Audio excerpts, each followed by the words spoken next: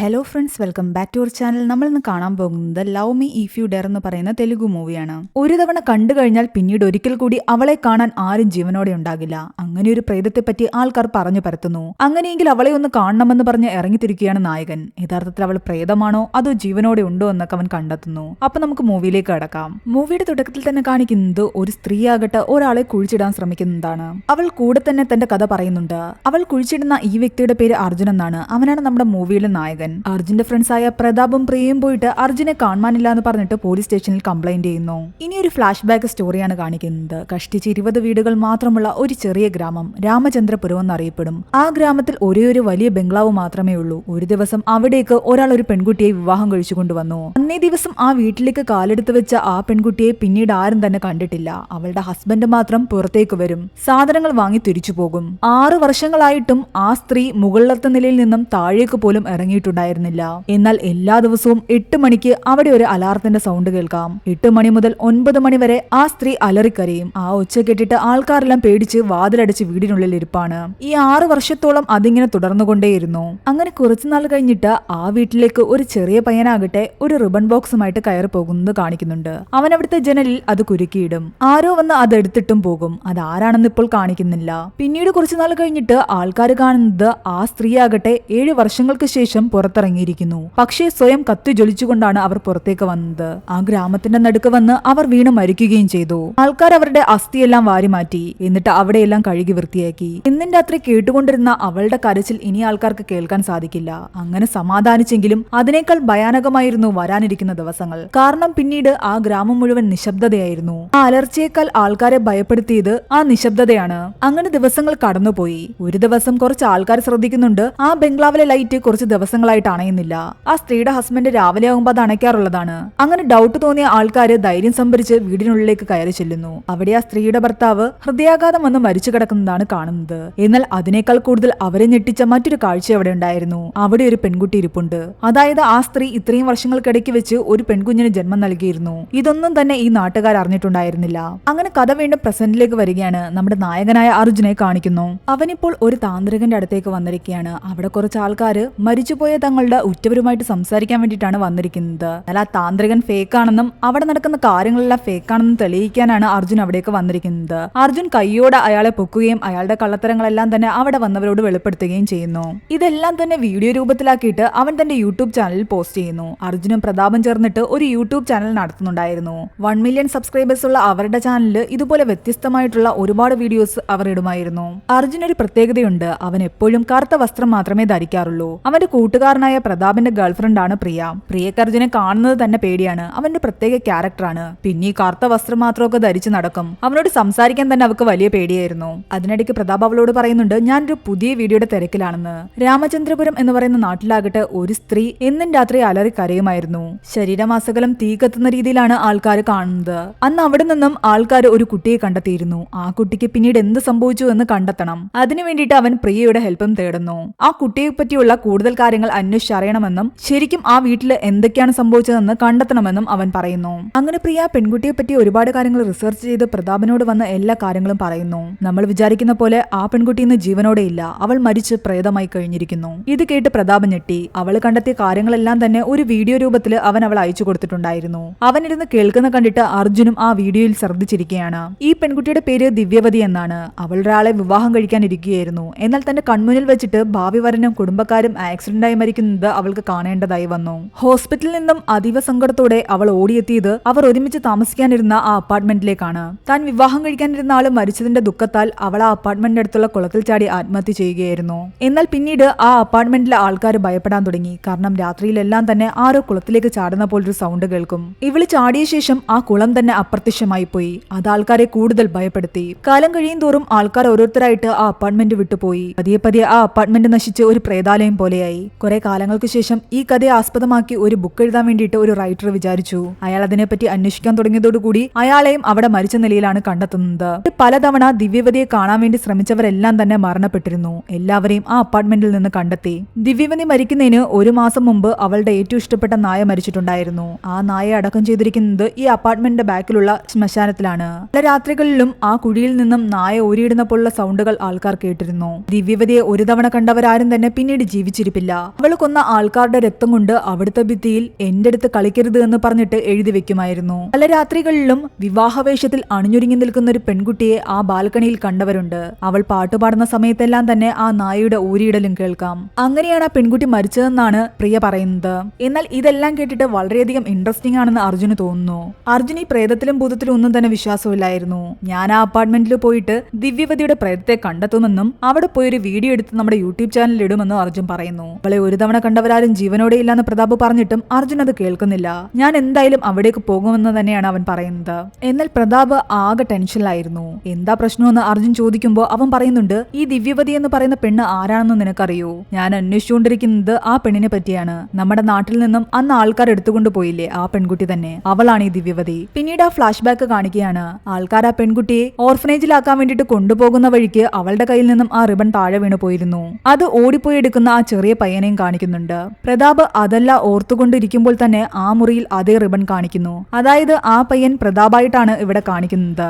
അനാഥാലയത്തിൽ കൊണ്ടുപോയ ആ പെൺകുട്ടിയുടെ ഫോട്ടോ അവിടെ ഉണ്ടായിരുന്ന കോൺസ്റ്റബിൾ എടുക്കാൻ നേരം ആ ഫോട്ടോയിൽ ആ പെൺകുട്ടിയുടെ മുഖം തെളിയുന്നില്ല. ഇത് കണ്ട് അയാൾ ഞെട്ടലോടെ നിൽക്കുന്നിടത്ത് ആ സീൻ കട്ടാവുകയാണ്. പിന്നീട് വീണ്ടും പ്രസന്റിലേക്ക് കാണിക്കുന്നു. അർജുനാകട്ടെ രണ്ടും കൽപ്പിച്ച് അപ്പാർട്ട്മെന്റിലേക്ക് പോകുന്നു. ആൾക്കാർ പറഞ്ഞ പോലെ തന്നെ വളരെയധികം ഭയാനകമായിരുന്നു ആ അപ്പാർട്ട്മെന്റിന്റെ അവസ്ഥ. അതിനുള്ളിലേക്ക് കയറിയ അവനാകട്ടെ ആ കഥയിൽ പറഞ്ഞിരിക്കുന്ന പോലെ തന്നെ അവിടെ ഭിത്തിയിലായിട്ട് എഴുതി വെച്ചിരിക്കുന്ന കാര്യങ്ങളും കാണുന്നു.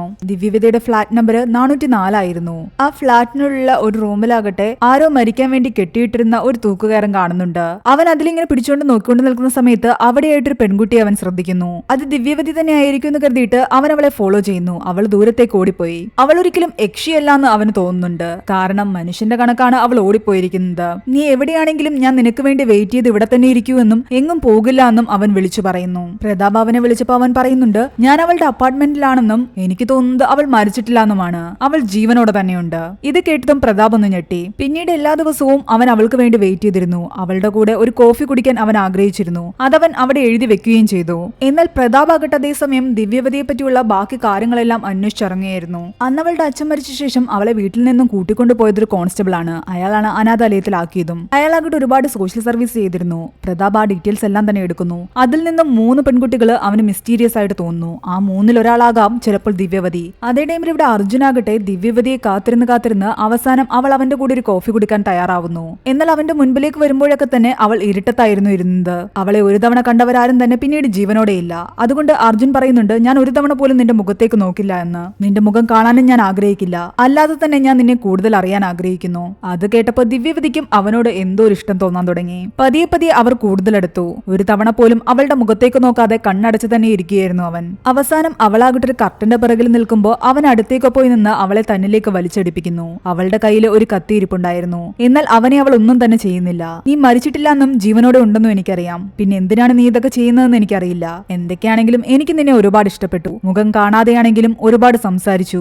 മനസ്സുകൊണ്ടും ശരീരം കൊണ്ടും അവർ ഒന്നായെന്ന് തന്നെ പറയണം. എന്നിട്ട് പോലും അവൻ അവളുടെ മുഖം കണ്ടിട്ടില്ലായിരുന്നു. അന്ന് ശരീരം കൊണ്ട് ഒന്നായ ശേഷം പിറ്റേന്ന് രാവിലെ അവൻ എണീറ്റ് നോക്കുമ്പോൾ അവൾ അവിടെയില്ല. ഈ അപ്പാർട്ട്മെന്റിനെ പറ്റിയുള്ള കൂടുതൽ കാര്യങ്ങൾ അറിയാൻ അർജുൻ ആഗ്രഹിച്ചു. ഇതുണ്ടാക്കിയ ആളെ തേടി അവൻ പോവുകയാണ്. അയാളോട് പോയി ചോദിക്കുന്നുണ്ട് എന്താണ് ശരിക്കും ദിവ്യവതിക്ക് പറ്റിയതെന്ന്. അയാൾ ശരിക്കും ആകെ പേടിച്ചിരിപ്പായിരുന്നു. അതിനെക്കുറിച്ച് സംസാരിക്കാൻ പോലും അയാൾക്ക് താല്പര്യമുണ്ടായിരുന്നില്ല. അർജുൻ പറയുന്നുണ്ട്, നിങ്ങൾ എന്തൊക്കെയോ കാര്യങ്ങൾ ഒളിക്കുന്നുണ്ട്. കാരണം എല്ലാവരും പറഞ്ഞത് ദിവ്യവതി ഒരു തവണ കണ്ടവരാരും തന്നെ പിന്നീട് ജീവനോടെ ഇല്ല എന്നാണ്. അവസാനം അയാൾ സത്യങ്ങൾ തുറന്നു പറയുന്നു. ഈ ആൾക്കാർ പറയുന്ന പോലെ അവൾ കുളത്തിലൊന്നും ചാടി ആത്മഹത്യ ചെയ്തതല്ല. അന്ന് അവൾ വിവാഹം കഴിക്കാനിരുന്ന ആളുടെയും കുടുംബത്തിന്റെയും ആക്സിഡന്റിന് ശേഷം ഹോസ്പിറ്റലിൽ നിന്നും അവൾ നേരെ ഓടിയെത്തിയത് അപ്പാർട്ട്മെന്റിലേക്കാണ്. അവിടെ അവൾ തൂങ്ങി മരിക്കുകയായിരുന്നു. പിറ്റേന്ന് രാവിലെ അവിടെ വന്ന ജോലിക്കാരാണ് അവൾ മരിച്ച വിവരം എന്നെ വിളിച്ചു പറഞ്ഞത്. ഞാൻ അവർക്ക് കാശ് കൊടുത്ത ശേഷം ഇത് പുറത്തറിയിക്കേണ്ടെന്നും ആ മൃതദേഹം എത്രയും പെട്ടെന്ന് കുഴിച്ചുമൂടാനും ആവശ്യപ്പെട്ടു. അർജുൻ ചോദിക്കുന്നുണ്ട്, നിങ്ങൾ നേരിട്ട് കണ്ടോ ശരിക്കും ദിവ്യവതിയുടെ മൃതദേഹത്തെ എന്ന്. എന്നാൽ അയാൾ ദിവ്യവതി മരിച്ചു കിടക്കുന്നത് ഒന്നും തന്നെ കണ്ടിട്ടുണ്ടായിരുന്നില്ല. ആ പണിക്കാരെ വിളിച്ചു പറഞ്ഞതാണ് അയാൾ കേട്ടത്. അതുകൊണ്ട് ആ ബോഡി മാറ്റാൻ വേണ്ടിയിട്ട് അവർക്ക് കാശ് കൊടുത്തതും അയാളാണ്. പക്ഷേ അവൾ മരിച്ചതൊന്നും തന്നെ അയാൾ കണ്ടിട്ടുണ്ടായിരുന്നില്ല. അപ്പാർട്ട്മെന്റിന് ചീത്തപ്പേരുണ്ടാകാതിരിക്കാൻ വേണ്ടിയിട്ടാണ് അവളുടെ ബോഡി മാറ്റാൻ അയാൾ ആവശ്യപ്പെട്ടത്. അല്ലാതെ അയാൾക്ക് അതുമായിട്ടൊരു ബന്ധവുമില്ലായിരുന്നു. എന്നാൽ പിന്നീട് ആ കാര്യങ്ങൾ എങ്ങനെയൊക്കെയോ പുറത്തു വന്നു. ആൾക്കാർ പല പല കഥകൾ പറഞ്ഞുണ്ടാക്കി. അവിടേക്ക് ഒരുപാട് പേർ വന്നെന്നും അവരെ എല്ലാം തന്നെ ദിവ്യവതിയുടെ പ്രേതം കൊന്നെന്നുമാണ് പറഞ്ഞത്. എന്നാൽ അതൊന്നും തന്നെ സത്യമല്ല എന്നും അയാൾ പറയുന്നു. ഇതൊക്കെ കേട്ടതോടുകൂടി അർജുൻ ഉറപ്പായി ദിവ്യവതി മരിച്ചിട്ടില്ല, എവിടെയോ ജീവനോടെ ഉണ്ട്. അവളെ തന്നെയാണ് ഞാൻ കാണുന്നതും അവളാണ് എന്റെ കൂടെ സമയം ചെലവഴിക്കുന്നതും. അയാളാകട്ടെ തന്റെ കയ്യിലുണ്ടായിരുന്ന ദിവ്യവതിയുടെ ഒരു ഫോട്ടോ എടുത്ത് അവനെ കാണിക്കുന്നു. കൺസ്ട്രക്ഷൻ സമയത്ത് അവൾ ഇവിടെ വന്നപ്പോൾ അറിയാതെ ഈ ഫോട്ടോയിൽ പെട്ടുപോയതാ. ഇവിടെ പ്രതാപ് താൻ കണ്ടെത്തിയ കാര്യങ്ങളെല്ലാം തന്നെ പ്രിയയോട് പറയുന്നുണ്ട്. ആ കോൺസ്റ്റബിൾ കൈ കൈകാര്യം ചെയ്ത കേസുകളിൽ ഈ 3 പേരൊഴികെ ബാക്കി എല്ലാവരെയും പറ്റിയുള്ള കാര്യങ്ങളുണ്ട്. എന്നാൽ ഈ 3 പേരുടെ അഡ്രസ്സും ഫേക്ക് ആണ്, അവരുടെ ഫോണും സ്വിച്ച് ഓഫ് ആണ്. ഈ 3 പെൺകുട്ടികളുമായിട്ട് ഡയറക്റ്റ് ദിവ്യവതിക്ക് ഒരു കണക്ഷനുമില്ല. പക്ഷേ ഈ 3 പേരുടെ ഉള്ളില് ദിവ്യവതി ഉണ്ട്. ആ സമയത്താണ് അർജുൻ അവൻ ആ ഫോട്ടോ അയച്ചു കൊടുക്കുന്നത്, ഇതാണ് ദിവ്യവതി എന്ന് പറഞ്ഞിട്ട്. ഇത് കണ്ടതോടെ പ്രതാപന് വീണ്ടും കൺഫ്യൂഷനായി. കാരണം അവന്റെ കണ്ടെത്തിൽ ഈ 3 പെൺകുട്ടികളിൽ ആരോ ഒരാളാണ് ദിവ്യവതി. എന്നാൽ അർജുൻ വിചാരിച്ചിരിക്കുന്നത് ഈ ഫോട്ടോയിൽ കാണുന്ന പെൺകുട്ടിയാണ് ദിവ്യവതി എന്ന്. ഇക്കാര്യങ്ങൾ ബോധിപ്പിക്കാൻ വേണ്ടിയിട്ട് പ്രതാപും പ്രിയയും അന്ന് രാത്രി അർജുൻ താമസിക്കുന്ന ആ ദിവ്യവതിയുടെ ഫ്ളാറ്റിലേക്ക് പോകുന്നു. അവനാകട്ടെ അന്നൊരു ഡിന്നർ ഡേറ്റിന് വേണ്ടിയിട്ട് അവളെയും കാത്തവിടെ ഇരിപ്പായിരുന്നു. അർജുനെ അവൻ പറഞ്ഞ് മനസ്സിലാക്കാൻ ശ്രമിക്കുന്നു. ആ ഫോട്ടോയിലുള്ളത് ദിവ്യവതി അല്ല എന്നാണ് എനിക്ക് തോന്നുന്നത്, നിന്നെ ആരോ പറഞ്ഞ് തെറ്റിദ്ധരിപ്പിച്ചിരിക്കുകയാണ്. എന്നാൽ അർജുൻ പറയുന്നു ദിവ്യവതി മരിച്ചിട്ടില്ല, കാരണം അവള് മരിച്ചിട്ട് അപ്രത്യക്ഷമായി എന്ന് പറഞ്ഞ ആ കുളം ഇപ്പോഴും ഇവിടെ തന്നെയുണ്ട്. ഞാനത് കണ്ടതുമാണ്. ഇത്രയും ദിവസം അവൾ ഇവിടെ എന്റെ കൂടെ ഉണ്ടായിരുന്നു. മാത്രമല്ല അവളുടെ നായ അവിടെ കുഴിച്ചിട്ടിട്ടുണ്ട്, അത് രാത്രിയിൽ ഓരിയിടുമെന്നൊക്കെ ആൾക്കാർ പറഞ്ഞില്ലേ, അത് നായയുടെ കുഴിമാടം ഒന്നും തന്നെയല്ലാന്ന് തോന്നുന്നു. കാരണം മനുഷ്യന്റെ കുഴിമാടത്തിന്റെ അത്രയും വലുപ്പം അതിനുണ്ട്. അതും ഫേക്ക് ആണ്. ഇവിടെ ചുവരില് ബ്ലഡ് കൊണ്ട് എഴുതി വെച്ചിരിക്കുന്നത് പോലും ഫേക്ക് ആണ്. ഇവിടെ പ്രേതം ഉണ്ടെന്ന് വിശ്വസിപ്പിക്കാൻ വേണ്ടിയിട്ട് ആരോ ചെയ്ത പരിപാടി അതൊക്കെ. എന്നാൽ എല്ലാം കേട്ടിട്ട് പ്രതാപ് പറയുന്നുണ്ട്, നീയല്ലേ പറഞ്ഞത് അവളുടെ നായ മരിച്ചെടുത്ത് മനുഷ്യന്റെ അത്രയും വലുപ്പമുള്ള ഒരു കുഴിമാടമാണുള്ളതെന്ന്, നമുക്ക് അവിടെ പോയി നോക്കാം. അങ്ങനെ അവൻ നിർബന്ധിച്ച് അവനെ അവിടെ കൊണ്ടുപോയി ആ കുഴി തോണ്ടി നോക്കുമ്പോഴാകട്ടെ അതിലുണ്ടായിരുന്നത് മനുഷ്യന്റെ അസ്ഥികൂടമായിരുന്നു. ഇത് കണ്ടതും അർജുൻ ഉൾപ്പെടെ എല്ലാവരും ഞെട്ടി. ഈ അസ്ഥികൂടം ആരുടേതാണെന്ന് കണ്ടെത്താൻ വേണ്ടിയിട്ട് അവരാകട്ടെ അതുകൊണ്ട് നേരെ പോകുന്നത് അവരുടെ ഫ്രണ്ട് പെങ്കിയുടെ അടുത്താണ്. ഒരു ക്ലേ ആർട്ടിസ്റ്റ് കൂടിയായിരുന്ന ആ പെൺകുട്ടിയാകട്ടെ ആ സ്കൾ ഉപയോഗിച്ചിട്ട് ആ വ്യക്തിയുടെ രൂപം എങ്ങനെയായിരുന്നു എന്ന് റീക്രിയേറ്റ് ചെയ്യുന്നു. ആ രൂപം കണ്ട് ശരിക്കും അർജുൻ ഞെട്ടിപ്പോയി. ആ അപ്പാർട്ട്മെന്റിന്റെ ഓണർ ദിവ്യവതിയാണെന്ന് പറഞ്ഞിട്ട് അവന് കൊടുത്ത ഫോട്ടോയിൽ കണ്ടിരുന്ന അതേ പെൺകുട്ടിയായിരുന്നു അത്.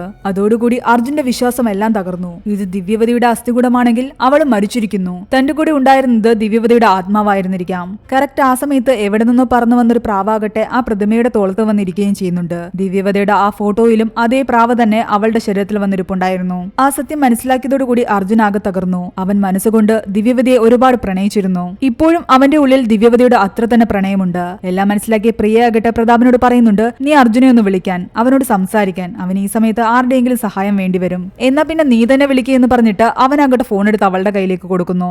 അർജുനെ ഓൾറെഡി തന്നെ പേടിയായിരുന്നു പ്രിയയ്ക്ക്. എന്നാൽ പോലും ഇത്തവണ അവനെ വിളിച്ച് ആശ്വസിപ്പിക്കാൻ അവൾക്ക് തോന്നുന്നു. അങ്ങനെ പതിയെ അവൾ അവനെ വിളിക്കുകയും അവന് ഒരുപാട് മെസ്സേജ് അയക്കുകയും ചെയ്യുന്നു. എന്നാൽ അവൻ അതിനൊന്നും തന്നെ റിപ്ലൈ കൊടുക്കുന്നില്ല. കുറെ മെസ്സേജിന് ശേഷം അവസാനം തന്റെ ലൊക്കേഷൻ എവിടെയാണെന്ന് അവൻ അയച്ചു കൊടുക്കുന്നുണ്ട്. അവന്റെ ഒരു അമ്പലത്തിലായിരുന്നു ഉണ്ടായിരുന്നത്. അങ്ങനെ തന്റെ ക്ലാസ് കട്ട് ചെയ്ത് പ്രിയ അവന്റെ അടുത്തേക്ക് ചെല്ലുന്നു. അവിടെ ചെന്നിരിക്കുമ്പോഴാണ് അവന്റെ മനസ്സിലുള്ള കാര്യങ്ങളെല്ലാം തന്നെ അവൻ തുറന്നു പറയുന്നത്. ഞാൻ അവളെ കണ്ടിട്ടില്ല, അവൾ ആരാണെന്ന് പോലും എനിക്കറിയില്ല, പക്ഷെ ഞാൻ അവളെ ഒരുപാട് സ്നേഹിക്കുന്നുണ്ട്. എങ്ങനെ ഒരാളെ കാണാതെ നിനക്ക് ഇത്രയധികം സ്നേഹിക്കാൻ പറ്റുമെന്ന് അവൾ ചോദിക്കുമ്പോൾ അവൻ പറയുന്നുണ്ട്, സ്വന്തം കുഞ്ഞിനെ കണ്ടിട്ടല്ല ഒരമ്മയും ആ കുഞ്ഞിനെ സ്നേഹിക്കുന്നത്, ഒരാളെ കാണാതെയും നമുക്ക് അയാളെ അത്രയധികം പ്രണയിക്കാൻ സാധിക്കും. അവന്റെ ഈ സംസാരം എല്ലാം കേട്ട് കഴിഞ്ഞപ്പോ അവൾക്ക് തന്നെ അവനോട് എന്തോ ഒരു ഇഷ്ടം തോന്നാൻ തുടങ്ങിയിരുന്നു. അവളെയും കൂട്ടി അവനാകട്ടെ ദിവ്യവതിയുടെ ആ ഫ്ളാറ്റിലേക്ക് പോകുന്നു. എന്നിട്ട് അന്നാകട്ടെ അവളുടെ മുഖം പോലും കാണാതെ ഈ കർട്ടന്റെ പിന്നിലൂടെ ഞാൻ അവളെ എങ്ങനെയാണ് ചേർത്ത് പിടിച്ചിരുന്നത് എന്ന് പറഞ്ഞിട്ട് അവളെ അവൻ ചേർത്ത് പിടിക്കുന്നു. പ്രിയയുടെ ഉള്ളിൽ ആകെ എന്തോ ഒരു വല്ലായിക തോന്നുന്നുണ്ട്. അവൾ പെട്ടെന്ന് അവനെ തള്ളി മാറ്റുന്നു.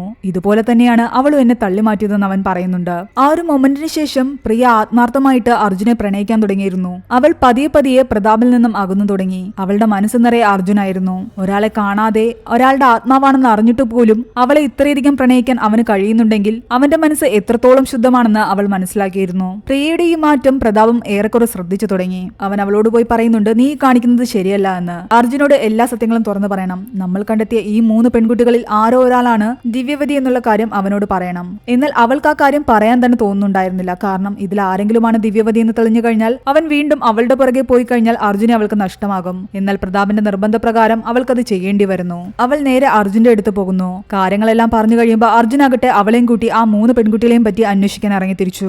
ആദ്യം അവർ അന്വേഷിച്ചു പോകുന്നത് പല്ലവിയുടെ നാട്ടിലേക്കാണ്. അവളെ പറ്റി അന്വേഷിക്കുമ്പോൾ അറിയുന്നത് അവൾ ഒരു ദിവസം കോളേജിലേക്ക് പോയ ശേഷം പിന്നീട് തിരിച്ചു വന്നിട്ടില്ല എന്നാണ്. പല്ലവി അങ്ങനെ ഒരു മിസ്സിംഗ് കേസായിട്ട് ഇപ്പോഴും കിടക്കുന്നു. അങ്ങനെ ആ കേസ് അന്വേഷിച്ച പോലീസുകാരനെ തേടി അവർ പോകുമ്പോൾ അയാൾ പറയുന്നുണ്ട്, ഈ പെൺകുട്ടിയുടെ അമ്മയാകട്ടെ ഇവളുടെ മിസ്സിംഗ് കേസിന്റെ കാര്യവും പറഞ്ഞിട്ട് എന്നും പോലീസ് സ്റ്റേഷനിൽ കയറി ഇറങ്ങുന്നത് പതിവായിരുന്നു. എന്നാൽ ഈ പെൺകുട്ടി മിസ്സായതിന്റെ പിറ്റേന്ന് ഒരു MLA യുടെ മകനും അവന്റെ കൂടെ ഉണ്ടായിരുന്ന ഒരു പെൺകുട്ടിയും ആക്സിഡന്റിൽ മരിക്കുകയുണ്ടായി. അത് കാരണം എല്ലാവരും ആ ഒരു കേസിലേക്ക് നീങ്ങി. ആ മരണാനന്തര ചടങ്ങുകൾക്ക് ഒരുപാട് VIP-കൾ വന്നിട്ടുണ്ടായിരുന്നു. അവരെ നിയന്ത്രിക്കുന്ന കാര്യത്തിലായി പോലീസുകാരുടെ ശ്രദ്ധ. അതോടുകൂടി ഈ കേസ് അങ്ങനെ വിട്ടുപോയി. പല്ലവിയെ പറ്റി ആർക്കും തന്നെ ഒന്നും അറിയില്ല. അടുത്തതായിട്ട് അവർ പോകുന്നത് നൂറിന്റെ വീട്ടിലേക്കായിരുന്നു. അവളെയും കാണാതായതാണ്. അവൾ ആരുടെയെങ്കിലും കൂടെ പ്രണയിച്ച് ഒളിച്ചോടി പോയതാണെന്നാണ് അവരുടെ വീട്ടുകാർ വിചാരിച്ചിരിക്കുന്നത്. ഒരുപാട് അന്വേഷിച്ചെങ്കിലും അവളെ പറ്റി ഒന്നും കണ്ടെത്താൻ കഴിഞ്ഞില്ല. ചിലപ്പോൾ അവൾ മരിച്ചിട്ടുണ്ടാകുമെന്നും അവർ വിചാരിക്കാൻ തുടങ്ങി. അവളുടെ വീട്ടുകാർ അവൾ മരിച്ചു എന്നാണ് വിശ്വസിക്കുന്നത്. എന്നാൽ അവൾ സ്റ്റിൽ ഒരു മിസ്സിംഗ് കേസാണെന്നാണ് അർജുൻ വിചാരിക്കുന്നത്. പിന്നീട് അവർ ചരിഷ്മ താമസിച്ചിരുന്ന ഹോസ്റ്റലിലേക്ക് പോകുന്നു. ആ പെൺകുട്ടിയെ 22 ഒക്ടോബർ 2023 കാണാതായതാണ്. ഒന്നും പറയാതെ ഇവിടെ നിന്ന് എങ്ങോട്ടോ പോയി. അവളുടെ കൂടെ ആരെങ്കിലും റൂംമേറ്റ് ഉണ്ടായിരുന്നു എന്ന് ചോദിക്കുമ്പോൾ അവളുടെ ഒരു റൂംമേറ്റ് ഇവളെ കാണാതായതിന്റെ പിറ്റേന്നാണ് മരിച്ചതെന്നാണ് ആ വാർഡൻ പറയുന്നത്. ആ മരിച്ച പെൺകുട്ടിയുടെ ഫോട്ടോ ഉണ്ടോ എന്ന് ചോദിക്കുമ്പോൾ ഫോട്ടോ ഒന്നും ഇല്ലാത്തൊരു മുസ്ലിം പെൺകുട്ടിയായിരുന്നു, നൂറെന്നാണ് അവളുടെ പേര്. ഇത് കേട്ടതും അർജുൻ ഞെട്ടി. അടുത്തൊരു ഫാക്ടറിയിൽ തീപിടുത്തം ഉണ്ടായാണ് ആ പെൺകുട്ടി മരിച്ചത്. അവൾ അവിടെ ജോലി ചെയ്യുകയായിരുന്നു. ചരിഷ്മ മിസ്സായതിന്റെ പിറ്റേ ദിവസം അവളുടെ റൂംമേറ്റ് ആയിട്ടുണ്ടായിരുന്ന നൂറ് മരിച്ചിരിക്കുന്നു. ഇപ്പോൾ ഇവർ അന്വേഷിച്ചു പോയ പല്ലവി, നൂർ, ചരിഷ്മ എന്നിവരിൽ നൂറ് മാത്രമാണ് മരിച്ചിരിക്കുന്നത്. ബാക്കി 2 പേർ മിസ്സിംഗ് ആണ്. അവനങ്ങനെ പോകുന്ന വഴിയിൽ ഒരു ഡൗട്ട് തോന്നുന്നു. ആ പോലീസുകാരൻ പറഞ്ഞ MLA കൂടെ ഉണ്ടായിരുന്ന പെൺകുട്ടി ആരാണെന്ന്. പെട്ടെന്ന് തന്നെ അവൻ പിങ്കിയെ വിളിച്ചിട്ട് പറയുന്നുണ്ട് 18 മാർച്ച് 2022 അവൻ പറയുന്ന സ്ഥലത്ത് ഏതെങ്കിലും ഒരു പെൺകുട്ടി ആക്സിഡന്റിലോ മറ്റേതെങ്കിലും രീതിയിലോ മരിച്ചിട്ടുണ്ടോ എന്ന് അന്വേഷിക്കുന്നു. അതായത് നൂറിനെ കാണാതായ ആ ഒരു ഏരിയ ആയിരുന്നു അത്. എന്നിട്ട് അവൻ തന്റെ കയ്യിലുണ്ടായിരുന്ന 3 ഫോട്ടോ ആയിട്ട് ആ പോലീസുകാരന്റെ അടുത്ത് പോകുന്നു. ഈ 3 പെൺകുട്ടികളിൽ ആരെങ്കിലുമാണോ ആ ആക്സിഡന്റിൽ MLA മകന്റെ കൂടെ മരിച്ചതെന്ന് ചോദിക്കുന്നു. അയാൾ പറയുന്നു അറിയില്ല എന്ന്. കാരണം ആ പെൺകുട്ടിയുടെ മുഖം ആക്സിഡന്റിൽ തന്നെ വികൃതമായിരുന്നു. MLA മകന്റെ ഫ്രണ്ട്സ് അവളുടെ പേര് വെണ്ണില എന്നാണ് പറഞ്ഞത്. അവൾ അനാഥയാണെന്നുമാണ് പറഞ്ഞത്. അതുകൊണ്ട് പിന്നീട് അതിനെപ്പറ്റി ഒന്നും അന്വേഷിക്കാൻ പോയില്ല. അപ്പോൾ മരിച്ചവരുടെ കൂട്ടത്തിൽ വന്നിരിക്കുന്നത് വെണ്ണിലയും നൂറും. ഈ വെണ്ണില അവർ കണ്ടെത്താൻ ശ്രമിച്ചുകൊണ്ടിരിക്കുന്ന 3 പെൺകുട്ടികളിൽ പെടുന്ന ആളല്ല. അപ്പോൾ പുറത്തുനിന്ന് 4ാമതൊരു പെൺകുട്ടി കൂടി വന്നിരിക്കുന്നു. അപ്പോഴേക്കും പിങ്കി അവനെ വിളിച്ചിട്ട് പറയുന്നുണ്ട് ഈ പറഞ്ഞ സ്ഥലത്ത് ഒരു പെൺകുട്ടി സൂയിസൈഡ് ചെയ്തിട്ടുണ്ട്. അവൾ തന്റെ മുത്തശ്ശിയെ ഫോണിൽ വിളിച്ച ശേഷം താൻ ബ്രിഡ്ജിൽ നിന്നും താഴേക്ക് ചാടി ആത്മഹത്യ ചെയ്യുവാണെന്ന് പറഞ്ഞിട്ടാണ് ചാടിയത്. പോലീസുകാരെത്തിയപ്പോഴേക്കും ആ പെൺകുട്ടി മരിച്ചിട്ടുണ്ടായിരുന്നു. അവളുടെ മുത്തശ്ശിയാണ് ആ പെൺകുട്ടിയുടെ മൃതദേഹം ഐഡന്റിഫൈ ചെയ്തത്. അവളുടെ പേര് പല്ലവി എന്നാണ്. ഇത് കേട്ടതും അർജുൻ ഞെട്ടി. അവൻ ആകെ കൺഫ്യൂഷനിലായിരുന്നു. എന്തൊക്കെ അവിടെ നടക്കുന്നെന്ന് അവന് മനസ്സിലാകുന്നില്ല. അപ്പോൾ അവന്റെ ലിസ്റ്റിൽ മരിച്ചിരിക്കുന്നത് വെണ്ണില, പല്ലവി, നൂർ. ചരിഷ്മ എവിടെയെന്ന് അന്വേഷിക്കുകയാണ് അവന്റെ അടുത്ത ലക്ഷ്യം. പല്ലവിയുടെ മൃതദേഹം ഐഡന്റിഫൈ ചെയ്തു എന്ന് പറഞ്ഞ അവളുടെ ആ മുത്തശ്ശിയെ തേടിയും ഇവർ പോകുന്നുണ്ട്. അവിടെ ചെന്ന് അവരെ കാണുമ്പോഴാകട്ടെ അവൻ ഞെട്ടിപ്പോകുന്നു. അവരുടെ കണ്ണിന് കാഴ്ചശക്തിയില്ലായിരുന്നു. അവരാണ് പല്ലവിയുടെ മൃതദേഹം ഐഡന്റിഫൈ ചെയ്തിരിക്കുന്നത്. അർജുൻ ആ കേസിനെ പറ്റി ആകെ ഡൗട്ടായിരുന്നു. കാരണം ഒരു നാട്ടില് ഒരു പെൺകുട്ടി കാണാതാകുന്നു. അതിന്റെ പിറ്റേ ദിവസം അവിടെ മറ്റൊരു പെൺകുട്ടി മരിച്ച രീതിയിൽ കാണുന്നു. ഈ നാട്ടിൽ നിന്ന് മിസ്സായ പെൺകുട്ടി മറ്റൊരു നാട്ടിലേക്ക് പോകുന്നു. അവൾ അവിടെ ചെന്ന് കുറെ കഴിയുമ്പോൾ ആ നാട്ടിലെ ഒരു പെൺകുട്ടി കാണാതാവുകയും പിറ്റേന്ന് ഇവളെ അവിടെ മരിച്ച നിലയിൽ കണ്ടെത്തുകയും ചെയ്യും. അതായത് ഒരു നാട്ടിൽ നിന്ന് മിസ്സായ പെൺകുട്ടി കുറെ നാൾ കഴിഞ്ഞിട്ട് മറ്റൊരു നാട്ടില് മരണപ്പെട്ട നിലയിൽ കണ്ടെത്തുന്നു. അങ്ങനെ ആ പെൺകുട്ടിയുടെ ഡെഡ് ബോഡി കണ്ടെത്തുന്നതിന്റെ തലേന്ന് തന്നെ ആ നാട്ടിലെ മറ്റേതോ പെൺകുട്ടിയെ കാണാതാവുകയും ചെയ്യുന്നു. ഈ മരിക്കുന്ന പെൺകുട്ടികളുടെ എല്ലാം തന്നെ ഡെഡ് ബോഡീസ് അടയാളം പോലും അറിയാൻ പറ്റാത്ത രീതിയിലാണ് ഓരോന്ന് ചെയ്തു വെച്ചിരിക്കുന്നത്. അതായത് അവരുടെ ആരുടെയും തന്നെ ഫേസ് ഐഡന്റിഫൈ ചെയ്യാൻ പറ്റില്ല. നാട്ടിൽ നിന്ന് മിസ്സായി പോകുന്ന പെൺകുട്ടിയുടെ ഫോട്ടോ ഉണ്ട്. എന്നാൽ മറ്റൊരു നാട്ടിൽ പോയിട്ട് അവളുടെ ഡെഡ് ബോഡി കണ്ടെത്തുമ്പോൾ ആ ഡെഡ് ബോഡിയുടെ ഫോട്ടോ ഇല്ല. മിസ്സായി പോയ പെൺകുട്ടി തന്നെയാണോ മരിച്ചതെന്ന് ഉറപ്പിക്കാൻ ഒരിക്കലും പറ്റില്ല. അങ്ങനെ കുറെ ആലോചിച്ചപ്പോൾ അർജുനൊരു ഐഡിയ തോന്നുന്നു. ഈ മരിച്ചുപോയി എന്ന് പറയുന്ന വെണ്ണില, പല്ലവി, നൂർ എന്നിവരുടെ എല്ലാം തന്നെ കുഴിമാടത്തിൽ നിന്നും കുഴി തോണ്ടി അവരുടെ അസ്ഥികൂടങ്ങൾ പുറത്തെടുക്കുക. എന്നിട്ട് പിങ്കിയുടെ സഹായത്തോടു കൂടി അവരുടെ ഫേസ് റീക്രിയേറ്റ് ചെയ്യുക. നൂറ് മുസ്ലിം ആയതുകൊണ്ട് തന്നെ അവളെ അടക്കം ചെയ്തിരിക്കുകയാണ്. ബാക്കി 2 പേര് ഹിന്ദുസ് ആണ്. വിവാഹം കഴിച്ചിട്ടില്ലാത്തതുകൊണ്ട് അവരുടെ ശരീരം ദഹിപ്പിച്ചിട്ടുണ്ടാവില്ല. അതുകൊണ്ട് അവൻ ആ 3 പേരുടെയും സ്കള്ളുമായിട്ട് പിങ്കിയുടെ അടുത്തെത്തി. കാണാതായിരിക്കുന്നത് പല്ലവി, നൂർ, ചരിഷ്മ എന്നിവരെയാണ്. മരിച്ചിരിക്കുന്നത് വെണ്ണില, പല്ലവി, നൂർ എന്നിവരാണ്. പിങ്കി തന്റെ ജോലി പൂർത്തിയാക്കി അവന്റെ മുന്നിലേക്ക് 3 പ്രതിമകൾ കൊണ്ടുവച്ചു. അതുകണ്ട് അവൻ ഞെട്ടിപ്പോയി. കാരണം അവൾ ഉണ്ടാക്കിയിരിക്കുന്നത് പല്ലവിയുടെയും നൂറിന്റെയും ചരിഷ്മയുടെയും പ്രതിമകളായിരുന്നു. വെണ്ണില എന്ന പെൺകുട്ടിയുടെ മുഖം അതിലുണ്ടായിരുന്നില്ല. അതിനർത്ഥം മരിച്ചിരിക്കുന്നത് ഇവർ 3 പേരുമാണ്. അർജുൻ വീണ്ടും കൺഫ്യൂഷനിലായി. എന്നാൽ പിങ്കി ഇത്തവണ അവനെല്ലാം ക്ലിയർ ആയിട്ട് പറഞ്ഞു കൊടുക്കുന്നു. വെണ്ണിലയുടേതാണെന്ന് പറഞ്ഞിട്ട് നീ കൊണ്ടുവന്ന സ്കൾ യഥാർത്ഥത്തിൽ പല്ലവിയുടേതാണ്. പല്ലവിയുടേതാണെന്ന് പറഞ്ഞിട്ട് നീ കൊണ്ടുവന്നത് നൂറിന്റേതാണ്. നൂറിന്റേതാണെന്ന് പറഞ്ഞിട്ട് നീ കൊണ്ടുവന്നത് ചരിഷ്മയുടേതും. ഈ 3 പെൺകുട്ടികളും കൊല്ലപ്പെട്ടതോ മിസ്സായതോ ഒന്നും തന്നെയല്ല. അവർ 3 പേരും സൂയിസൈഡ് ചെയ്ത് മരിച്ചവരാണ്. ഇവരുടെയെല്ലാം പേര് കണ്ടിട്ട് ആ മരിച്ചവര് തന്നെയാണ് ഈ പേരിന്റെ ഉടമ എന്ന് തെറ്റിദ്ധരിച്ചതാണ് ഏറ്റവും വലിയ പ്രശ്നം. ഈ പെൺകുട്ടികളെല്ലാം തന്നെ ഏത് നാട്ടിൽ വെച്ചാണോ മരിച്ചത് അവരെ അവിടെ തന്നെയാണ് അടക്കം ചെയ്തിരിക്കുന്നത്. അവരുടെ യഥാർത്ഥ സ്ഥലത്തേക്ക് കൊണ്ടുവന്നിട്ടില്ല. അവരെ അടക്കം ചെയ്തിരിക്കുന്നതെല്ലാം തന്നെ വേറെ വേറെ പേരിലുമാണ്. കാരണം അവരുടെ പേരുകൾ മാറ്റിയത് ഇവർ അന്വേഷിച്ചുകൊണ്ടിരിക്കുന്ന ആ ദിവ്യവതി തന്നെയായിരുന്നു. പല്ലവി അടക്കം ചെയ്തിരിക്കുന്നത് വെണ്ണില എന്ന പേരിലും, നൂറിനെ അടക്കം ചെയ്തിരിക്കുന്നത് പല്ലവി എന്ന പേരിലും, ചരിഷ്മ അടക്കം ചെയ്തിരിക്കുന്നത് നൂർ എന്ന പേരിലും. അങ്ങനെയെങ്കിൽ ചരിഷ്മ എന്ന പേരിൽ ഇനി വേറെ എവിടെയെങ്കിലും ഏതെങ്കിലും ഒരു പെൺകുട്ടി മരിച്ചിട്ടുണ്ടാകാം. ഇനി ഇവരെല്ലാം കൂടാതെ ഒരു പെൺകുട്ടിയുണ്ട്. ആ പെൺകുട്ടിയാണ് ഇവരുടെ എല്ലാം ഐഡന്റിറ്റി ഉപയോഗിച്ചിരിക്കുന്നത്. അതായത് ഇവരെല്ലാം ആത്മഹത്യ ചെയ്ത സ്ഥലത്ത് ആ പെൺകുട്ടിയും ഉണ്ടായിരുന്നിരിക്കാം. ഇപ്പോ അവൾ വേറെ ഏതെങ്കിലും ഐഡന്റിറ്റിയിലായിരിക്കും ജീവിക്കുന്നതും. അതുകൊണ്ട് നിങ്ങൾ അന്വേഷിച്ചുകൊണ്ടിരിക്കുന്ന ആ പെണ്ണ് ഇവരിൽ ആരുമല്ല. പക്ഷെ ഇവരുടെ എല്ലാ ഉള്ളിൽ അവളുണ്ട്. അങ്ങനെ ഇതെല്ലാം കേട്ടിട്ട് ആകെ കൺഫ്യൂഷൻ ആയിട്ട് അർജുൻ വീട്ടിലേക്ക് പോയി. അന്ന് രാത്രി ഉറക്കം എഴുന്നേറ്റ് കഴിഞ്ഞപ്പോൾ അവനെ പിങ്കി വിളിക്കുന്നുണ്ട്. റീസെന്റ് ആയിട്ടൊരു ബോർഡർ ഏരിയയിൽ ഒരു ചെറിയ വില്ലേജില് ചരിഷ്മ എന്ന പേരിൽ ഒരു പെൺകുട്ടിയെ അടക്കം ചെയ്തിട്ടുണ്ട്. എന്നാൽ ഇവളെ അടക്കം ചെയ്യുന്നതിന് മുൻപ് അവിടെ നിന്നൊരു പെൺകുട്ടികളും മിസ്സായിട്ടില്ല. അങ്ങനെ ഒരു മിസ്സിംഗ് കംപ്ലൈന്റും വന്നിട്ടില്ല. അടക്കം ചെയ്തിരിക്കുന്ന പെൺകുട്ടി എന്തായാലും ചരിഷ്മയല്ലാന്ന് നമുക്കറിയാം. അവൾ യഥാർത്ഥത്തിൽ ആരാണ് അതാണെന്ന് കണ്ടുപിടിക്കണമെങ്കിൽ ആ സ്കള്ളം നമുക്ക് കിട്ടിയെങ്കിലേ പറ്റൂ. അങ്ങനെ അതെടുക്കാൻ വേണ്ടി പോവുകയാണ് അർജുൻ. അവൻ ആ പെൺകുട്ടിയുടെ കുഴിമാടം തുറന്നുകൊണ്ടിരിക്കുന്ന സമയത്ത് ബാക്കിലായിട്ട് സാരി ഉടുത്ത് അവൻ ആദ്യം കണ്ടുകൊണ്ടിരുന്ന ദിവ്യവതി വരുന്നു. എന്നാൽ അർജുൻ തിരിഞ്ഞുപോലും നോക്കാതെ പറയുന്നത് പ്രിയ നീ പുറത്തേക്ക് വരൂ എന്നാണ്. അത് മറ്റാരുമായിരുന്നില്ല, ഇത്രയും കാലം അവന്റെ കൂടെ ഉണ്ടായിരുന്ന പ്രിയ തന്നെയായിരുന്നു. അതായത് ഈ പെൺകുട്ടികളുടെ എല്ലാം തന്നെ ഐഡന്റിറ്റി സ്വീകരിച്ച് ഇത്രയും കാലം ആൾക്കാരെ പറ്റിച്ചുകൊണ്ടിരുന്നത് പ്രിയ തന്നെയാണ്. എന്തിനാ നീ ഇതൊക്കെ ചെയ്തതെന്ന് അവൻ അവളോട് ചോദിക്കുന്നു. ഇനിയാണ് അവൾ ആ കഥ പറയുന്നത്. അന്ന് ആ വീട്ടിൽ നിന്നും അവളെ കൂട്ടിക്കൊണ്ടുപോയ ആ കോൺസ്റ്റബിൾ ആകട്ടെ അവളുടെ ഫോട്ടോ എടുക്കാൻ നേരം അവളുടെ ഫോട്ടോ അതിൽ പതിഞ്ഞില്ല. പക്ഷെ അവൾ അവിടെ നിൽപ്പില്ലായിരുന്നു. അവിടെ ഉണ്ടായിരുന്ന ആൾക്കാരുടെ അടുത്തേക്ക് അവൾ ഓടിപ്പോയി. അതുകൊണ്ടാണ് അവളുടെ ഫോട്ടോ അതിൽ പതിയാതിരുന്നത്. ഒരു ഫാമിലി അവളെ ദത്തെടുത്ത് അവരുടെ സ്വന്തം മകളായിട്ട് അവൾക്ക് എല്ലാ സ്നേഹവും കൊടുത്ത് വളർത്തി. എന്നാലും ചെറുപ്പത്തിൽ അവൾ അനുഭവിച്ച ട്രോമയെല്ലാം തന്നെ അവളെ വേട്ടയാടിക്കൊണ്ടിരുന്നു. അവളുടെ അച്ഛൻ അവളെ ക്രൂരമായി ഉപദ്രവിക്കുമായിരുന്നു. അതുകൊണ്ടായിരിക്കാം അവളുടെ അമ്മ എന്നും രാത്രി കരഞ്ഞുകൊണ്ടിരുന്നത്. അതെല്ലാം അവളുടെ മനസ്സിൽ അങ്ങനെ തന്നെ നിൽപ്പുണ്ട്. അവളുടെ കൺമുന്നിൽ വെച്ചായിരുന്നു അവളുടെ അമ്മ തീകൊളുത്തി ആത്മഹത്യ ചെയ്തതും. അവൾ പുതിയ വീട്ടിൽ താമസം തുടങ്ങിയെങ്കിലും ആ വീട്ടുകാരുടെ ആദ്യത്തെ മകൾ മരിച്ചുപോയി എന്നുള്ള വിവരം അവൾ മനസ്സിലാക്കി. അവരുടെ യഥാർത്ഥ മകളുടെ പേരായിരുന്നു വെണ്ണില എന്ന്. ഇത് മനസ്സിലാക്കിയ പ്രിയ ആകട്ടെ പിറ്റേന്ന് മുതൽ വെണ്ണിലയായിട്ട് മാറാൻ ശ്രമിക്കുന്നു. വെണ്ണില ഡ്രസ്സ് ധരിച്ചിരിക്കുന്ന പോലെ ഡ്രസ്സ് ധരിക്കുകയും കണ്ണാടി വെക്കുകയും ഒക്കെ ചെയ്തു. അങ്ങനെ ആ അമ്മ തന്റെ മകളുടെ രൂപം ദത്തുപുത്രിയിൽ കാണാൻ തുടങ്ങിയതോടുകൂടി അവളെ കൂടുതൽ സ്നേഹിക്കാൻ തുടങ്ങി. അവരുടെ ആ സ്നേഹം മുഴുവനായിട്ടും കിട്ടാൻ വേണ്ടിയിട്ടായിരുന്നു അവൾ അങ്ങനെ ചെയ്തതും. അങ്ങനെ വെണ്ണിലയായി അവൾ ജീവിക്കാൻ തുടങ്ങിയതോടുകൂടി അവൾ ഒരുപാട് സന്തോഷത്തിലായിരുന്നു. എന്നാൽ കുറച്ചു കാലത്തിന് ശേഷം അവളുടെ ആ സന്തോഷം എല്ലാം തന്നെ പോയി. അവളുടെ അച്ഛനും അമ്മയും മരിച്ചുപോയി. അതോടുകൂടി അവൾ ആകെ തകർന്നുപോയി. കോളേജിലും അവളെ എല്ലാവരും തന്നെ കളിയാക്കുകയും ടോർച്ചർ ചെയ്യുകയും ചെയ്തിരുന്നു, വീണ്ടും അനാഥയായി എന്ന് പറഞ്ഞിട്ട്. വെണ്ണില എന്ന ഐഡന്റിറ്റിയിൽ അവൾക്ക് നിൽക്കാനേ തോന്നിയില്ല. അവൾക്ക് എന്തെങ്കിലും വിഷമം വരുമ്പോൾ അവൾ അവളുടെ സ്വന്തം ഐഡന്റിറ്റിയിൽ നിന്ന് ഓടി ഒളിക്കാൻ ആഗ്രഹിച്ചു. അങ്ങനെ അവൾ തിരിച്ചു വരുന്ന വഴിക്കാണ് MLAയുടെ മകന്റെ കൂടെ പല്ലവിയും ആക്സിഡന്റ് ആയി കിടക്കുന്നത് കാണുന്നത്. പല്ലവിയുടെ സാധനങ്ങളെല്ലാം തന്നെ അവൾ എടുക്കുകയും വെണ്ണില എന്ന പേരിലുള്ള അവളുടെ ID കാർഡും അവളുടെ ബാഗും എല്ലാം തന്നെ ആ ഡെഡ് ബോഡിയുടെ അടുത്തും വെക്കുന്നു. അതോടുകൂടി മരിച്ചത് വെണ്ണില എന്ന പെൺകുട്ടിയാക്കുകയും പല്ലവിയുടെ പേര് അവൾ സ്വീകരിക്കുകയും ചെയ്തു. പിന്നീട് അങ്ങോട്ട് അവൾ കുറെ കാലം പല്ലവിയായിട്ട് ജീവിച്ചു. എന്നാൽ കഴിഞ്ഞപ്പോൾ അവളുടെ ജീവിതത്തിൽ വീണ്ടും എന്തൊക്കെയോ വിഷമങ്ങൾ വരാൻ തുടങ്ങി. ആ ട്രോമ കാരണം അവൾ വീണ്ടും സ്വന്തം ഐഡന്റിറ്റിയിൽ നിന്ന് ഓടി ഒളിക്കാൻ ആഗ്രഹിച്ചു. അങ്ങനെ ഇരിക്കുമ്പോഴാണ് നൂറ് എന്ന പെൺകുട്ടി ആത്മഹത്യ ചെയ്ത രീതിയിൽ അവൾ കാണുന്നത്. അവൾ പല്ലവി എന്ന തന്റെ ഫേക്ക് ഐഡന്റിറ്റി നൂറിന് കൊടുക്കുകയും നൂറിന്റെ ഐഡന്റിറ്റി സ്വീകരിക്കുകയും ചെയ്തു.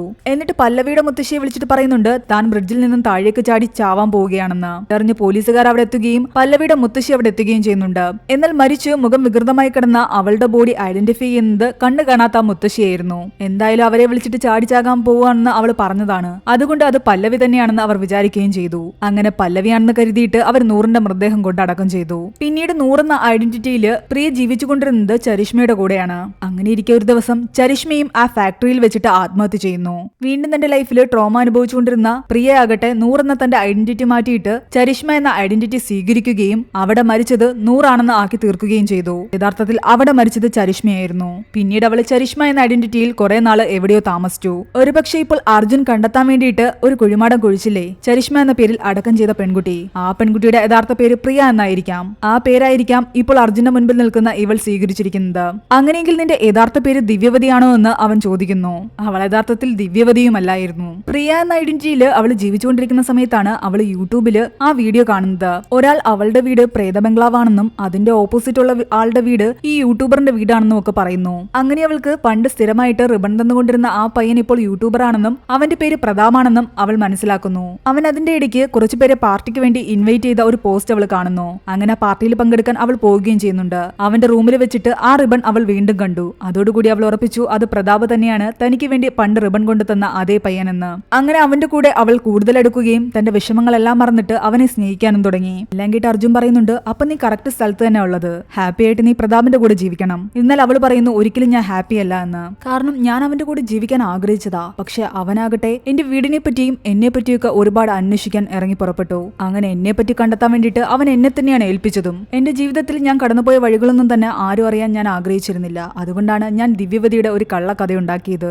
ദിവ്യവതി എന്ന് പറയുന്ന ഒരു പെൺകുട്ടി ഭാവി വരനെ നഷ്ടപ്പെട്ട കാരണം ഈ അപ്പാർട്ട്മെന്റിൽ വന്ന് മരിച്ചു എന്നുള്ള കാര്യം എനിക്കറിയാമായിരുന്നു. അതിൽ കുറച്ച് കാര്യങ്ങളും കൂടി ആഡ് ചെയ്തിട്ട് അവൾ ആ സ്റ്റോറി ഉണ്ടാക്കുകയായിരുന്നു. ആ പെൺകുട്ടി ഇവിടെ ആത്മഹത്യ ചെയ്തതാണ്, തൂങ്ങി മരിച്ചാണ് മരിച്ചത്. എന്നാൽ കുളത്തിലേക്ക് ചാടി മരിച്ചതാണെന്നും ആ കുളം അപ്രത്യക്ഷമായതാണെന്നും ഇവിടെ പ്രേതബാധയുണ്ടെന്നും അന്ന് നിന്റെ വീടിന്റെ ഓപ്പോസിറ്റ് താമസിച്ചിരുന്ന അതേ പെൺകുട്ടി തന്നെയാണ് ഈ ദിവ്യവതി എന്നും അവൾ വരുത്തി തീർത്തു. യഥാർത്ഥത്തിൽ ആ പെൺകുട്ടി താനാണെന്നുള്ള സത്യം അവൾ ഒരിക്കലും പ്രതാപിനോട് തുറന്നു പറഞ്ഞില്ല. പ്രേതബാധ എന്നൊക്കെ പറയുമ്പോൾ എന്തായാലും അതിന്റെ പിന്നാലെ അന്വേഷിച്ചു പോകില്ല എന്ന് അവൾ വിശ്വസിച്ചു. എന്നാൽ അർജുനാണ് അതെല്ലാം തകർത്തത്. അവൻ ചലഞ്ച് ഏറ്റെടുത്തിട്ട് ഇവിടെ താമസിക്കാൻ വേണ്ടി വന്നു. അവനെയും വിശ്വസിപ്പിക്കേണ്ട ആവശ്യം അവൾക്കുണ്ടായിരുന്നു. അതുകൊണ്ടാണ് അവൾ ആ ഭിത്തിയിൽ ചോര കൊണ്ട് എഴുതിയതും അവനെ വിശ്വസിപ്പിക്കാൻ വേണ്ടിയിട്ട് അവിടെ ദിവ്യവതിയായിട്ട് വന്നതും. എന്നാൽ അവനോട് കൂടുതൽ അടുത്തതോടുകൂടി പരസ്പരം ഒന്ന് കാണാതെ പോലും അവൻ ഇത്രയധികം ദിവ്യവതിയെ സ്നേഹിക്കുന്നതറിഞ്ഞിട്ട് അവളുടെ ഉള്ളിൽ അവനോട് പ്രണയം തോന്നാൻ തുടങ്ങി. പതിയെ പതിയെ അവളാകട്ടെ അർജുനെ സ്നേഹിച്ചു തുടങ്ങി. നിന്റെ അടുത്ത് എനിക്ക് മറ്റാരുടെയും ഐഡന്റിറ്റിയിൽ നിൽക്കേണ്ട കാര്യമില്ലായിരുന്നു.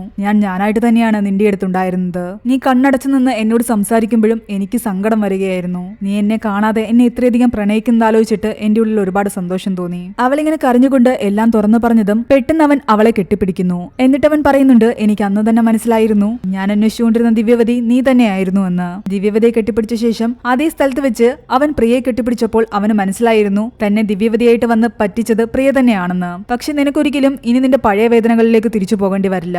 വേദനകളെ സഹിക്കാനും അത് തരണം ചെയ്ത് പുതിയ ഐഡന്റിറ്റി സ്വീകരിക്കാതെ സ്വന്തം ഐഡന്റിറ്റിയിൽ നിനക്ക് ജീവിക്കാനും സാധിക്കും. വേദനകളിലെല്ലാം തന്നെ ഏറ്റവും വലിയ വേദന നിനക്ക് താങ്ങാൻ വേണ്ടിയിട്ടാണ് ഞാനിപ്പോൾ ഇങ്ങനെ ചെയ്തത്. അവൻ പറഞ്ഞത് എന്താണെന്ന് അവൾക്ക് മനസ്സിലായില്ല. പെട്ടെന്നാണ് അവൾ ശ്രദ്ധിക്കുന്നത് തന്റെ കയ്യിലുണ്ടായിരുന്ന കത്തി അവന്റെ വയറ്റിൽ കുത്തിക്കയറിയിരിക്കുന്നത്. നമ്മൾ സ്നേഹിക്കുന്ന ആള് നമ്മുടെ കൈകൊണ്ട് തന്നെ മരിക്കുന്നതിനേക്കാളും വലിയ ഒരു ദുഃഖം ഈ ലോകത്ത് മറ്റൊന്നും തന്നെയില്ല. ഈ ദുഃഖത്തെ നീ അതിജീവിച്ചു കഴിഞ്ഞാൽ നീ നിന്റെ ജീവിതത്തിൽ ഒരിക്കൽ പോലും ദുഃഖം വരുമ്പോൾ ഐഡന്റിറ്റി മാറ്റി ഓടാൻ ശ്രമിക്കില്ല.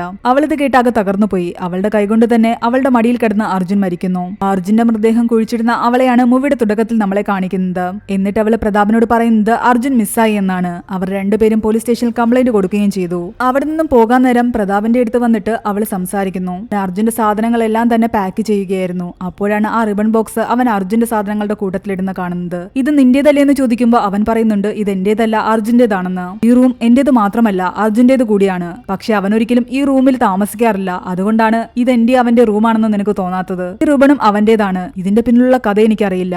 ഇത് കേട്ടതോടുകൂടി അവൾ ആകെ ഞെട്ടിത്തരിച്ചു നിൽക്കുകയാണ്. കാരണം ചെറുപ്പത്തിൽ അവൾക്ക് റിബൺ കൊണ്ട് കൊടുത്തിരുന്നത് അർജുനായിരുന്നു, പ്രതാപല്ല. അവൾ തെറ്റിദ്ധരിച്ചതാണ്. ആ വേദന കൂടിയായപ്പോൾ അവൾക്ക് സഹിക്കാവുന്നതിന് അപ്പുറമായിരുന്നു. എന്നാലും അർജുൻ പറഞ്ഞ പോലെ അവൾ എല്ലാ വേദനകളും സഹിക്കാൻ ആരംഭിച്ചു. ഒരുപാട് ദുഃഖം അവളെ വേട്ടയാടിക്കൊണ്ടിരിക്കുകയായിരുന്നു. ചെറുപ്പത്തിൽ അവനിട്ടിരുന്ന ഡ്രസ്സിൽ കറുപ്പാണ് അവന് കൂടുതൽ ചേരുന്നതെന്ന് അവൾ പറഞ്ഞതുകൊണ്ടാണ് ജീവിതകാലം മുഴുവൻ അവൻ കറുത്ത ഡ്രസ്സ് ഇടാൻ തീരുമാനിച്ചിരുന്നത്.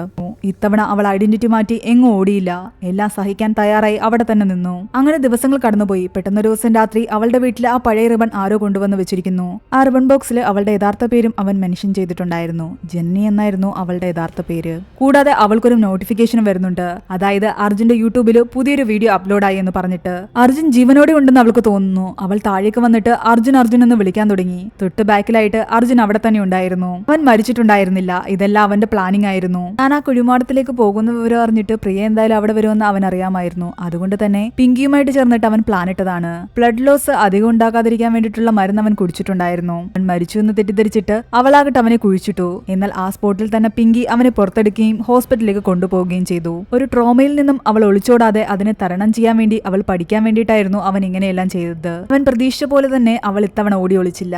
സ്വന്തം ഐഡന്റിറ്റിയിൽ തന്നെ ജീവിക്കാൻ തുടങ്ങി. അവൻ മരിച്ചിട്ടില്ല എന്നറിഞ്ഞതോടുകൂടി ഓടി വന്ന് അവനെ കെട്ടിപ്പിടിക്കുകയാണ് അവൾ. പിന്നീട് ഇവർ രണ്ടുപേരുടെ വിവാഹം കഴിയുകയും ആദ്യ രാത്രിയുമാണ് കാണിക്കുന്നത്. എന്നാൽ ആദ്യ രാത്രിയിൽ നാണത്തോടിരിക്കുന്ന അവളെ കണ്ടിട്ട് അവൻ ചോദിക്കുന്നുണ്ട്, നീ എന്തിനാ എത്ര നാണിക്കുന്നത്? ഇതൊക്കെ നമുക്കിടയിൽ നേരത്തെ കഴിഞ്ഞതല്ലേ എന്ന്. അതപ്പോ ഒന്ന് അവള് അതിശയത്തോട് ചോദിക്കുന്നു. അന്ന് ആ ഫ്ലാറ്റിൽ വെച്ച് ഇതെല്ലാം കഴിഞ്ഞതല്ലേ എന്ന് അവൻ ചോദിക്കുന്നു. അവൾക്കൊന്നും മനസ്സിലാകുന്നുണ്ടായിരുന്നില്ല. അപ്പോഴാണ് അവൻ യഥാർത്ഥ സത്യം മനസ്സിലാകുന്നത്. അന്ന് രാത്രി അവൻ ശാരീരിക ബന്ധത്തിൽ ഏർപ്പെട്ടത് ഇവളുടെ കൂടെയല്ല. യഥാർത്ഥത്തിൽ അത് ദിവ്യവതിയുടെ പ്രേതം തന്നെയായിരുന്നു. ദിവ്യവതിയുടെ പ്രേതമായിട്ട് പ്രിയ അവിടെ അഭിനയിച്ചെങ്കിലും അവിടെ യഥാർത്ഥത്തിൽ ദിവ്യവതിയുടെ പ്രേതമുണ്ടായിരുന്നു. അവസാനം ആ പ്രേതത്തെ കാണിച്ചുകൊണ്ടാണ് ഈ മൂവി ഇവിടെ അവസാനിപ്പിക്കുന്നത്. ഈ മൂവിയുടെ സ്റ്റോറി എങ്ങനെയുണ്ടായിരുന്നു എന്ന് നിങ്ങൾ താഴെ കമന്റ് ചെയ്യുക. എക്സ്പ്ലനേഷൻ ഇഷ്ടപ്പെട്ടെങ്കിൽ വീഡിയോ ലൈക്ക് ചെയ്യാനും ചാനൽ സബ്സ്ക്രൈബ് ചെയ്യാനും മറക്കണ്ട.